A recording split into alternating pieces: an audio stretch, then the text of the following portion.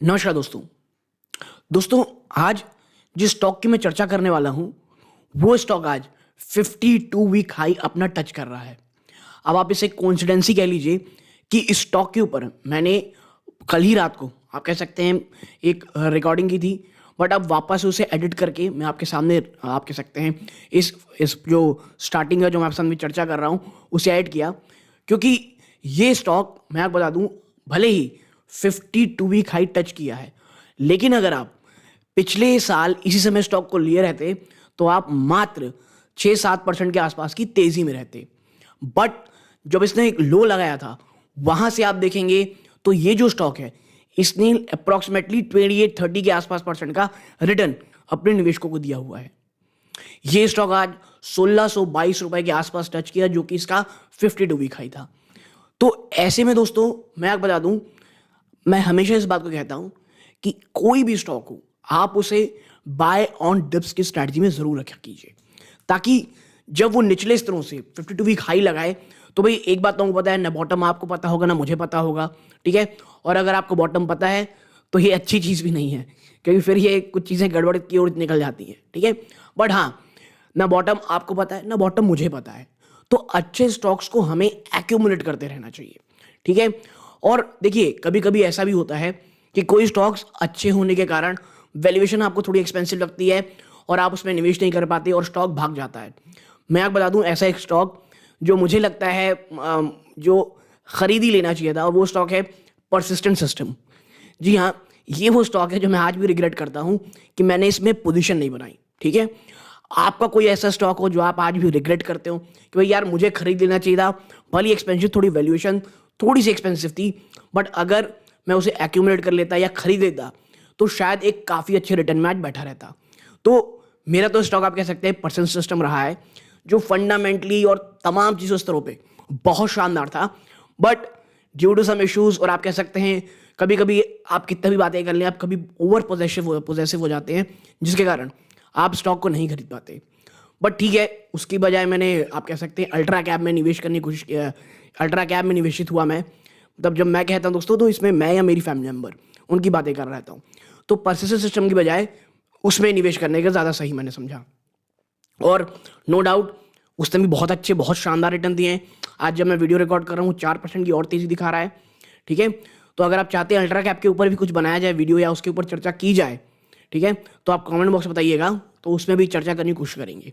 तो बट मैं ये कह रहा हूँ कि कोई भी अच्छा स्टॉक हो और इसके Q2 की जब आप नंबर्स देखेंगे तो उतने ज़्यादा कुछ अच्छे नहीं थे दोस्तों क्लीन साइंसेस के, ठीक है। तो हर बार की तरह इस बार भी ये वीडियो दोस्तों 2 पार्ट में होंगी। पहला Q2 के हाइलाइट्स, फिर कंपनी का बिजनेस, ज्योग्राफिकल रेवेन्यू, ये तमाम चीज़ों पे अगर आप क्लीन साइंस में निवेशित हैं या आप क्लीन साइंस में निवेश की सोच रहे हैं और आपको कुछ डाउट है कंपनी के बिजनेस में, या कौन से वो एरिया जहाँ से रेवेन्यू कमा रहे हैं, या कौन सा एरिया से रेवेन्यू ज़्यादा अच्छा आने वाला है, तो ये वीडियो आप पूरा देखिएगा। वरना सीधा Q2 के जो हाइलाइट्स है आप वहाँ जा सकते हैं, वहाँ पे हम चर्चा करेंगे। तो वो जो एक चीज़ है आप सिर्फ उसी को देख लेंगे जो आखिर के 4-5 मिनट के वीडियोस हैं, 4-5 मिनट का वीडियो है उसे बट कंप्लीट देखिएगा दोस्तों। फिर एटलीस्ट उस पार्ट को मत स्किप कीजिएगा, क्योंकि अगर आप उसको करेंगे ना तो फिर बहुत सारी इंपॉर्टेंट इन्फॉर्मेशन है वो छूट जाएगी दोस्तों, ठीक है।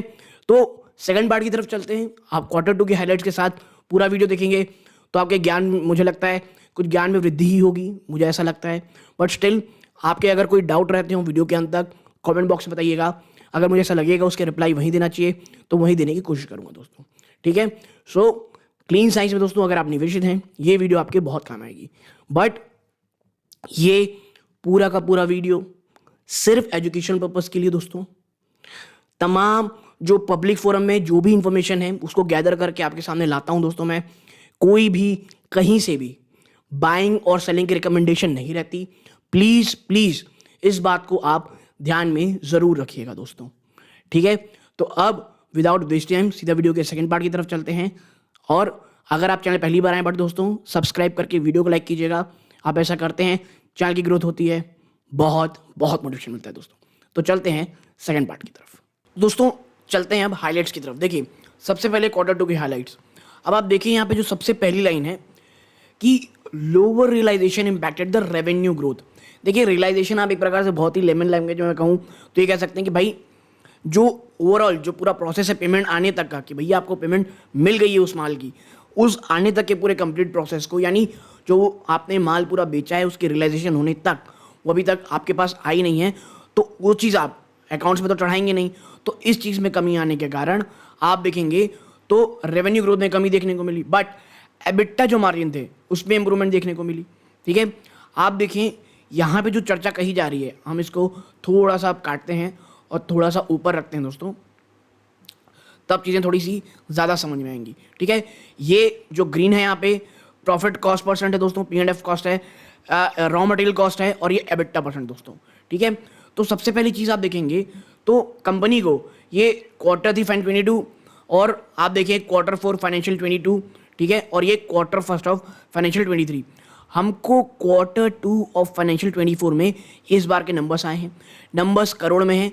तो आप देखेंगे तो ओवरऑल कितना चीज़ें हुई दोस्तों यहाँ पे 181 करोड़ एग्जैक्टली। अगर मैं इसको एक साल पहले लेकर के जाऊँ तो ये 248 करोड़ थे, तो यानी गिरावट आपको रेवेन्यूज़ में साफ देखने को मिल रही है। ठीक है, आप यहाँ पे देखेंगे जो रॉ मटेरियल के कॉस्ट इस बार रहे हैं ये डाउन हुए हैं। किस तरह से आप देखते हैं यहाँ से रॉ मटेरियल कॉस्ट साफ साफ आपको यहाँ डाउन होते दिखाई दे रहे हैं। ठीक है, तो ये एक अच्छी चीज़ थी जिसके कारण एबिटा में मजबूती आई कि भाई साहब आपके रॉ मटेरियल के तो दाम घटते दिखाई दे रहे हैं।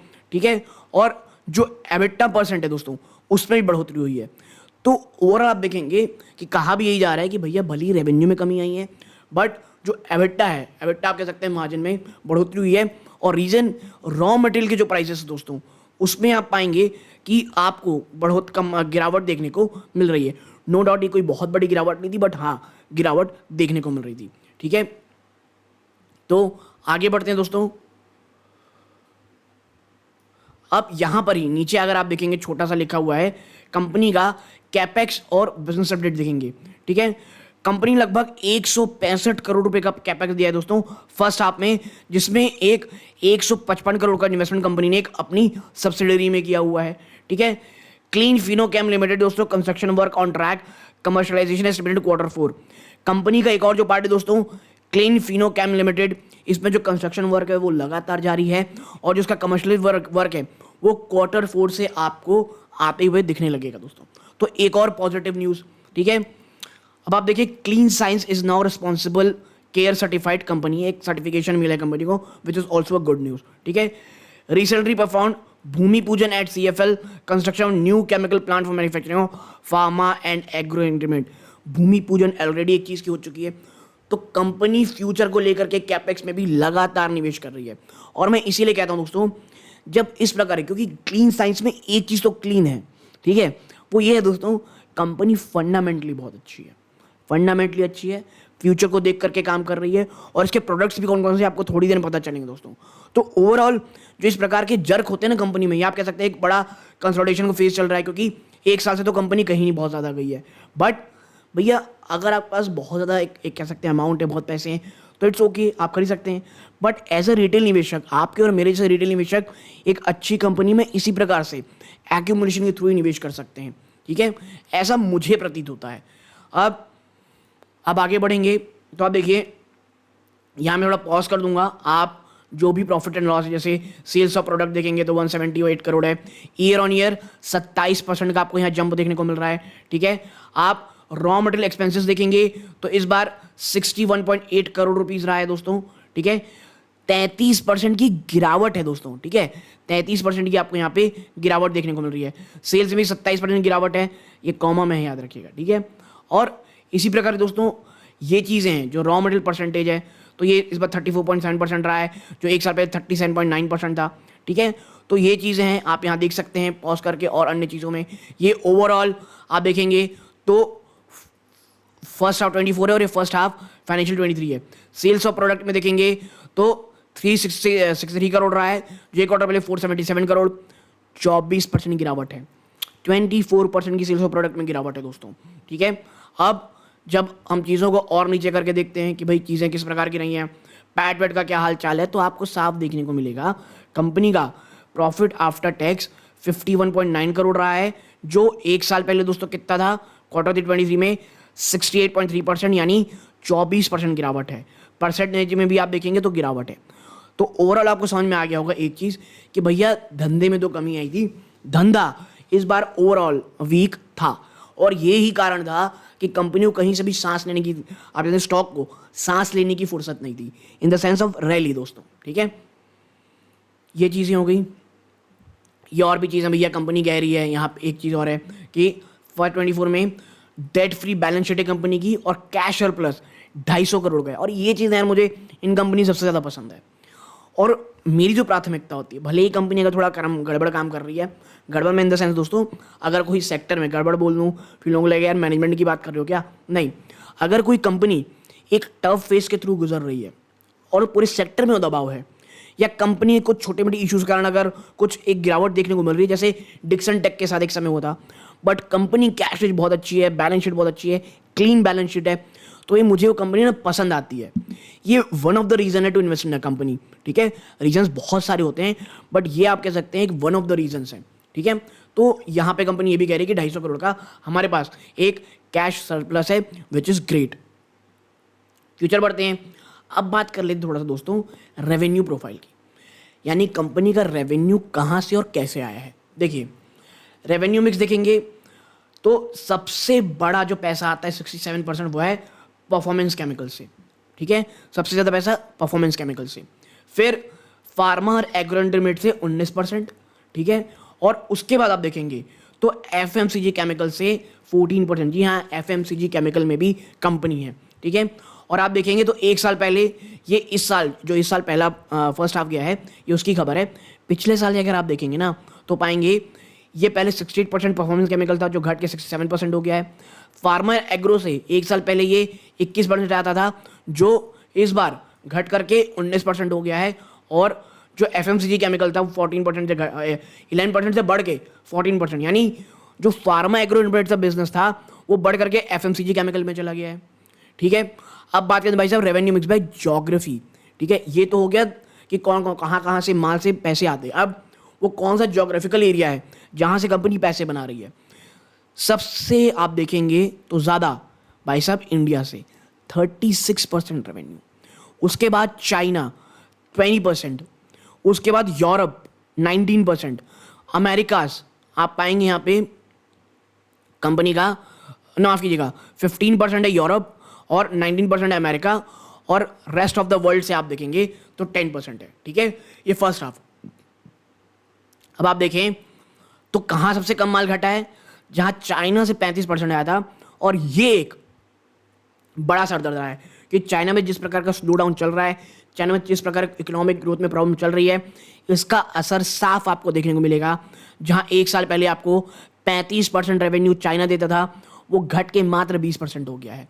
ठीक है, और जंप कहाँ से 4% देखने को मिल रहा है दोस्तों, अमेरिका से जो 5% था वो आ गया यहाँ पे। इंडिया से जो बिजनेस था 29% था, वो बढ़ करके 36% हो गया है। तो भाई साहब जो चाइना से धंधा आता था ना, उसने एक बहुत बड़ा कारण बना ओवरऑल कंपनी में रेवेन्यू गिरावट का। और इसीलिए मैं कहता हूँ Q2 के हाईलाइट्स आपके लिए कितने ज़रूरी हैं। अगर आप एक वाकई में निवेश करने की सोच रहे हैं कंपनी में, तो कहाँ से, क्योंकि देखिए अगर ये स्लो डाउन और ज़्यादा रहती है आने वाले क्वार्टर्स में, अगर और बढ़ती है तो भैया रेवेन्यू और कम होगा यहाँ से, और उसका असर रेवेन्यू में आपको देखने को मिलेगा कंपनी की। तो एज अ इन्वेस्टर सिर्फ स्टॉक भाग गया 50 वीक हाई, हमें इस पर नहीं जाना है, हमें याद भी रखना है कि भैया इसके पीछे जो ये गिरावट हुई है उसका कारण क्या था। ठीक है, सेकंड वाइज देखेंगे तो शेयर स्टडी रहा है। ठीक है, रेवेन्यू में डिक्लाइन देखने को मिल रहा है और इस majority volume led when compare to first, और ये मेजॉरिटी लेड गिरावट है क्योंकि मार्जिन तो कंपनी के ठीक रहे हैं। ठीक है, डोमेस्टिक मार्केट कंपनी का रिलेटिवली लेस इंपैक्ट रहा है दोस्तों एक्सपोर्ट मार्केट से। ठीक है, हायर डोमेस्टिक शेयर बढ़ा रेवेन्यू का और अमेरिका के इंक्रीज है, इसमें यही कहा जा रहा है। ठीक है, तो अब आपको समझ में आया होगा कि ओवरऑल रेवेन्यू मिक्स क्या है कंपनी का और ओवरऑल बिजनेस कैसा रहा है। ठीक है, अब चलते हैं आगे दोस्तों। अभी टेक्नोलॉजी एट अ ग्लांस, ये मैं इसलिए रखा दोस्तों क्योंकि आपको समझ में आया क्लीन साइज का ओवरऑल कंपनी का। ठीक है, आप देखें ये one of the fastest growing है दोस्तों और प्रॉफिटेबल फाइन और स्पेशलिटी केमिकल कंपनी ग्लोबली दोस्तों, और among the largest manufacturer certain speciality chemical developed in house, और कुछ लार्जेस्ट स्पेशलिटी केमिकल मैन्युफैक्चरर दोस्तों इंडिया में ये। तो मैं इसीलिए आपसे कह रहा था कंपनी खराब नहीं है, फंडामेंटल गजब कंपनी है, और जब सेक्टर में आपको इशू आने मिले और प्लस वो एरिया जहाँ से बहुत ज़्यादा बिजनेस, बहुत ज़्यादा धंधा कंपनी को मिलता था, यानी चाइना, वो अगर कम कर रहा है तो भैया असर तो कंपनी में आएगा ही। 500 प्लस ग्लोबल डोमेस्टिक कस्टमर है जो 30 से ज़्यादा कंट्री में फैले हुए हैं। 1300 से ज़्यादा स्ट्रॉन्ग टीम है जिसमें 8% वुमेन है। ठीक है, मुझे पता नहीं इन्होंने ये 8% वुमेन क्यों टच किया भैया, दिस नो, मतलब ठीक है, ओके 8% वुमेन है, चलो ठीक है। 16 प्लस एक्रेडिटेशन सर्टिफिकेशन है। जीरो डेट ये कंपनी है। ठीक है, ESG में इट्स ओके। 72% रेवेन्यू इनका आज भी एक्सपोर्ट से आता है। ठीक है, 72% एक्सपोर्ट से आता है। और एक्सपोर्ट में दोस्तों प्रॉब्लम यही चल रही है, चाइना स्लो डाउन कर रहा है, चाइना लगातार डंप यूरोपियन नेशंस में कर रहा है। यूरोप में भी थोड़ी सी आप कह सकते हैं मंदी देखने को मिल रही है, जिसके कारण आपको ओवरऑल गिरावट देखने को मिल रही है। बट शायद 2024 में ये जो स्टोरी है ये थोड़ी परिवर्तित होती दिखाई देगी। 3 मैन्युफैक्चरिंग यूनिट है दोस्तों, 44,000 metric tonne per annum company combined capacity है। ठीक है, 90 से प्लस साइंटिस्ट हैं जिसमें 4 R&D फैसिलिटी है दोस्तों। ठीक है, और मैं इसीलिए कह रहा हूँ कंपनी ग्रेट है दोस्तों, कंपनी इज अ गुड। ठीक है, आगे बढ़ते हैं भाई। जिसे देखना है कि कंपनी का उद्गम स्थल कैसा रहा है, वहाँ कहाँ से शुरुआत हुई है, जेनेसिस क्या रहा है कंपनी के, किस तरह गई है, तो मैंने पॉज कर रखा है, आप यहाँ आराम से पढ़ सकते हैं दोस्तों। अगर हम इसे भी पढ़ाएं, अगर इसमें भी बहुत ज़्यादा समय बिताएंगे, वीडियो वाकई बहुत लंबी हो जाती है। ओके, अब देखिए भाई, कंपनी का जो की ग्रोथ ड्राइवर है वो क्या है, वो आपको समझना पड़ेगा कि इस कंपनी का की ग्रोथ ड्राइवर क्या रहा है। देखिए, आने वाले समय focus on ESG and sustainability. देखिए, ये केमिकल कंपनी है और केमिकल कंपनी को ESG, मुझे बहुत कम ऐसे सेक्टर लगते हैं जहाँ पर मुझे लगता है ESG जो एक इन्वायरमेंट फ्रेंडली प्रैक्टिसेस हैं, इसमें बहुत बहुत ज़्यादा जोर। और सिर्फ कंपनी नहीं दोस्तों, जो अथॉरिटीज़ हैं, जो एडमिनिस्ट्रेशन है, जो इस पर ध्यान देते हैं, उनको बहुत ज़्यादा ऑन देयर टोज होना चाहिए, वो है केमिकल। तो कंपनी ये कह रही है भैया हम बहुत ही ESG ना करते हैं। Strengthen in Indian and expand globally, ये भी सही बात है। सिग्निफिकेंट ग्रीनफील्ड कैपेक्स, और ये एक अच्छी चीज़ है क्लीन साइंस के साथ कि एक बहुत बड़ा ग्रीनफील्ड कैपेक्स कंपनी के पास है। देखिए, ग्रीनफील्ड क्या होता है, ग्रीनफील्ड आप ये कह सकते हैं, 2 चीज़ मैं हमेशा कहता हूँ, ब्राउन और ग्रीन। ग्रीनफील्ड यानी जीरो से स्टार्ट करना, तो कंपनी बहुत ज़्यादा एक प्लान कैपेक्स रखी है जो भी कमर्शलाइज होंगे आने वाले समय में, जो हमने 1-2 रोज की ऑलरेडी चर्चा ऊपर हम कर चुके हैं। नए नए कॉम्पिटेंसीज कंपनी ऐड कर रही है दोस्तों। तो ओवरऑल ये चीज़ें, और लास्ट है न्यू प्रोडक्ट डेवलपमेंट। ठीक है, तो ये ओवरऑल कंपनी की चीज़ें हैं जो आप कह सकते हैं। अब आते हैं भाई साहब की हाइलाइट्स फॉर इन्वेस्टर में दोस्तों। देखिए, सबसे पहला है कैपेक्स। कंपनी लगभग 165 करोड़ रुपए का कैपेक्स रखा है ड्यूरिंग Q24।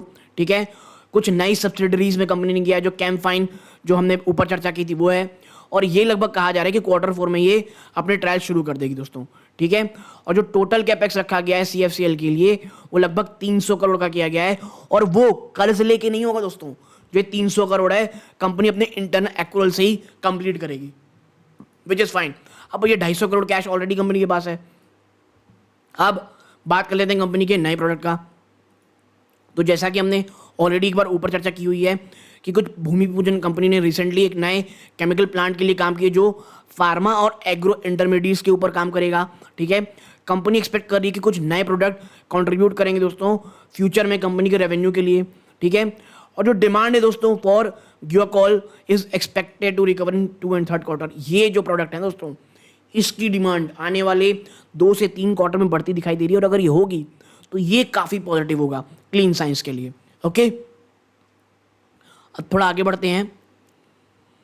आप देखें, कंपनी दोस्तों बहुत ज़्यादा एक्सप्लोर कर रही है, यानी कुछ नए आयाम, कुछ नए रास्ते खोज रही है, एवेन्यूज़ खोज रही है दोस्तों टू सेल द प्रोडक्ट। ठीक है, क्योंकि देखिए चाइना यार बहुत ही ज़्यादा ना एक परेशान करने वाला मार्केट रह गया है, और particularly in the vinyl market in China. वो यही कह रहा है कि भाई चाइना में कब तक दबाव हम देखेंगे, हमको कोई ना कोई अन्य जगह ढूंढनी पड़ेगी, और कंपनी यही कह रही है। और कंपनी एंटिसिपेट कर रही है दोस्तों कि destocking will take 2-3 quarter to normalise. हाँ, और ये एक चीज़ आप याद रखिएगा कि आने वाले 2 से 3 क्वार्टर में ये डी स्टॉकिंग देखना आपको पड़ेगा। और एक और चीज़ मैं आपको बता दूं दोस्तों कि अगर आप इस क्लीन साइंस में अगर आप निवेश हो रहे हैं दोस्तों, तो अभी भी कोई बहुत बड़े निवेश से बचिएगा, एक्यूमुलेट ज़रूर करिए, कंपनी अच्छी है। और हाँ, ये दिसंबर क्वार्टर कैसा रहेगा ये हमें बहुत ज़रूरी चीज़ से देखना है। ठीक है, कंपनी ने दोस्तों अचीव किया है monthly cell target of 200 tons of HLS by the second end of financial year 24। ठीक है, अब बात कर लेते हैं एक और चीज़ की, क्या है वो दोस्तों लास्ट बात होती है रेवेन्यू और मार्जिन की। तो देखिए क्वार्टर 4 2024 में जो रेवेन्यू है उसमें 27% डिक्लाइन रहा, ₹2,178 करोड़। रियलाइजेशन और वॉल्यूम डी ग्रोथ देखने के लिए दोस्तों, जिसके कारण आपको रेवेन्यू की गिरावट हुई। हाँ, एबिटा मार्जिन कंपनी का काफ़ी मजबूत रहा दोस्तों, 42.4% क्वार्टर ऑन क्वार्टर बेसिस। कुछ lower consumption prices led to strong margin दोस्तों। ठीक है, तो ये रेवेन्यू और मार्जिन की एक छोटी सी चर्चा हमने यहाँ कर ली है। रेवेन्यू कंट्रीब्यूशन बाय सेगमेंट, देखिए ये हमने ऑलरेडी ऊपर बात कर ली है। ठीक है, बट मैंने यहाँ लिख दिया, अगर आप यहाँ देखना चाहते हो आराम से कंट्रीब्यूट करके पढ़ सकते हैं। ठीक है, अब बात करते हैं कुछ कंपनी आउटलुक की जो हमें करनी पड़ेगी। तो देखिए कंपनी लगातार दोस्तों एग्जीक्यूट कर रही है अपने ग्रोथ प्लान्स को, which is great. Company halls का जो आप कह सकते हैं वॉल्यूम बढ़ते हुए दिखाई देगा आने वाले समय, एक्सपेक्ट कर रही है। कंपनी ने पहला यूरोपियन कंटेनर लोड ऑर्डर बार लिया है HLS का, विच इज ग्रेट। ठीक है, कंपनी लगातार अपने रिलेशनशिप बिल्ड कर रही है दोस्तों with customers and distribution export market. ठीक है, एक्सपोर्ट मार्केट में, और देखिए जब एक्सपोर्ट मार्केट कहा जा रहा है ना, तो उसमें चाइना की बात नहीं होगी अब यहाँ पे, ये अन्य एवेन्यूज कंपनी ढूंढ रही है। कंपनी ने आप कह सकते हैं ये एक्सपेक्ट किया है further significant price reduction if there change in community prices on demand, और एक बहुत बड़ा प्राइस रिडक्शन कंपनी कह रही है देखने को मिलेगा अगर कम्युनिटी के प्राइसेस में अगर डिमांड में कमी आती हुई दिखाई देती है दोस्तों, अगर डिमांड में कमी होती है। ठीक है, तो देखिए ओवरऑल मुझे लगता है तमाम जो चर्चाएं थी, तमाम जो बातें थी वो ऑलरेडी हो चुकी हैं।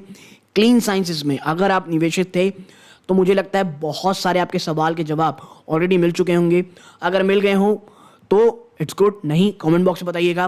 बट अगर आप चैनल में पहली बार आए हैं प्लीज़ सब्सक्राइब कीजिए, वीडियो को लाइक कीजिए। आप ऐसा करते हैं चैनल की ग्रोथ होती है दोस्तों, बहुत बहुत मोटिवेशन मिलता है। और गाइस कोई भी अगर अन्य स्टॉक में अगर आपको चर्चा करवानी हो कमेंट बॉक्स में बताइएगा, अन्यथा ज्वाइन बटन में जाकर के पैरिटी वाला ग्रुप ज्वाइन कर सकते हैं। वहाँ पे क्या होता है, अगर वहाँ से ऐसे कोई सवाल आपके होते हैं जो अर्जेंटली आंसर करने के लिए हैं, तो मैं वहाँ पर जवाब देने की कोशिश करूँगा दोस्तों। तो ये इस वीडियो का अंत है। जय हिंद दोस्तों।